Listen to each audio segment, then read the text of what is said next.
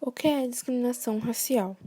Segundo a Convenção Internacional para a Eliminação de Todas as Normas de Discriminação Racial da ONU, diz que discriminação racial significa que qualquer distinção, exclusão, restrição ou preferência baseada na raça, cor, ascendência, origem étnica ou nacional com a finalidade ou efeito de impedir ou dificultar o reconhecimento ou exercícios em bases de igualdade aos direitos humanos e liberdades fundamentais nos campos políticos, econômicos, sociais, culturais ou qualquer outra área da vida pública. Segundo o Racial 2019, as escolas são grandes espaços de aprendizagem. Em muitas, as crianças e os adolescentes estão aprendendo sobre a história e a cultura dos povos indígenas e da população negra, bem como sobre as alternativas para enfrentar o racismo. Existem dois tipos de discriminação racial: a discriminação racial direta e a discriminação racial indireta. Segundo Mota 2005, a discriminação racial direta é simples de ser identificada, pois resulta no comportamento humano, o qual transparece através de atitudes e cunho negativo, como ofensas, xingamentos ou até mesmo a violência física. Esses comportamentos são lançados em face da cor, atingindo diretamente a pessoa ofendida. Segundo Mota 2005, a discriminação indireta é proveniente de um comportamento racista mascarado através de atitudes com cunho discriminatório intenso. A discriminação racial vem desde os tempos antigos. É algo que infelizmente ainda existe e, pelo que podemos perceber, vai continuar existindo se as pessoas não tomarem consciência de que cada um tem a sua cor e sua origem. Todos somos humanos e devemos ter respeito um pelos outros, independente de raça ou cor. De onde surgiu o racismo no Brasil? A palavra racismo surgiu no século XX. Embora, como sabemos, quando essa palavra surgiu, o seu significado vinha de raízes bem profundas na história do Brasil. Para explicar melhor o significado de racismo, temos que começar bem lá no passado, quando os portugueses escravizaram os índios no século XVI. Quando os portugueses chegaram aqui, pegaram os negros e trouxeram para o Nordeste para trabalhar nos engenhos de açúcar. Na segunda metade do século XVIII, eles trabalharam também nas minas de ouro. Nas duas tarefas, eles faziam um trabalho mais perigoso e duro, e eram recompensados com péssimas comidas, dormiam em senzalas e eram castigados fisicamente. Também tinha os comerciantes de escravos, que vendiam eles como se as pessoas fossem mercadorias, pois era isso que eles faziam deles. As mulheres também foram escravizadas e faziam as atividades domésticas. E as crianças e filhos de escravos, quando faziam 8 anos, eram obrigados a trabalhar também.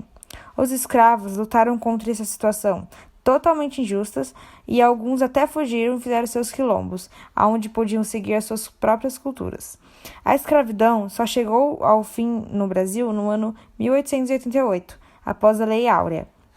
O racismo surgiu há séculos passados, da forma mais dura de se tratar um ser humano. Ver o quanto vale a pessoa pela cor de pele, se sentir superior por isso, e assim fazendo a diferença de estilo de vida conforme a racionalidade da pessoa. E isso está presente até hoje em nossas vidas. Essas pessoas criaram gerações com esse pensamento totalmente errado e egoísta. E essa geração não acabou. Continua aqui, em nosso dia a dia, achando um jeito de diferenciar e classificar as pessoas pelo tom de pele, com um olhar diferente para essas pessoas. Não era para isso ter começado e já passou da hora disso terminar. Como é visto o racismo no Brasil? O racismo simboliza qualquer atitude ou pensamento que se agrega às raças humanas, considerando-as como superiores ou inferiores. No Brasil, ele é fruto colonial pelos colonizadores portugueses. Se a liberdade jurídica aos escravos nunca foram de fato integrados à economia, muitos escravos cairão em dificuldade após a liberdade. Na prática, muitos escravos preferiam se casar com companheiras de pele mais clara, via que seus filhos teriam menos probabilidade de sofrer com racismo. Em combate ao racismo, também, reconhecimento da existência, foram criada em 1951 a lei que tornou penal a recusar hospedar, servir, atender ou receber cliente, comprador ou aluno por preconceito de raça ou de cor. No Brasil, o preconceito é sempre atribuído ao outro. Assim, 63,7% dos brasileiros entendem que a raça determina a qualidade de vida do cidadão, principalmente no trabalho, 71%. Em questões judiciais, 68,3%. Em relações sociais, 65%. E as demais, 93% dos entrevistados admitiram o preconceito racial no Brasil.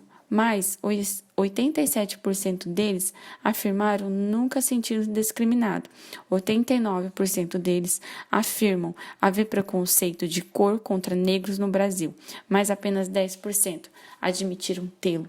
Por fim, 70% dos brasileiros que vivendo na miséria são negros ou pardos. Falar sobre o racismo geralmente gera bastante debate em rodas de conversa entre amigos, em local de trabalho e por aí vai. O fato é que sim, existe e se mostra cada vez mais presente na sociedade. Também tem tipo de racismo como o racismo que acontece de formas diferentes em grupos ou até mesmo no individual. Vamos explicar uma prévia de cada uma delas. Racismo cultural, comunista, ecológico, individual, institucional e primário. Como combater o racismo? O racismo deve ser combatido todos os dias, com práticas individuais e em sociedade. Reconhecer que vivemos em uma sociedade racista e, partindo desse ponto, buscar igualdade. Segundo o site Mundo Negro 2011, algumas maneiras de se combater o racismo são: eduque as crianças para o respeito às diferenças. Não classifique o outro pela cor da pele. Não deixe de denunciar. Lembre-se, o racismo é crime. E as escolas são grandes espaços de aprendizagem. Ajude-os a adotar também essas práticas. Já para a GOB 2016, podem ser promovidas políticas públicas e palestras que debatam criticamente o tema do racismo, para maior conscientização dos brasileiros, além da inserção mais efetiva do negro na sociedade. Por fim, o governo federal e o Ministério da Educação podem reforçar a importância de conhecer na escola a identidade e cultura negra, ao incluir o assunto nas grades curriculares de ensino. Futuramente, com essas medidas, poderá, enfim, ser notado um importante progresso e, assim, a superação de um passado desigual. O racismo acentua as desigualdades da sociedade. Por isso, movimentos negros vêm lutando não apenas pelos seus direitos, mas também por uma sociedade mais democrática.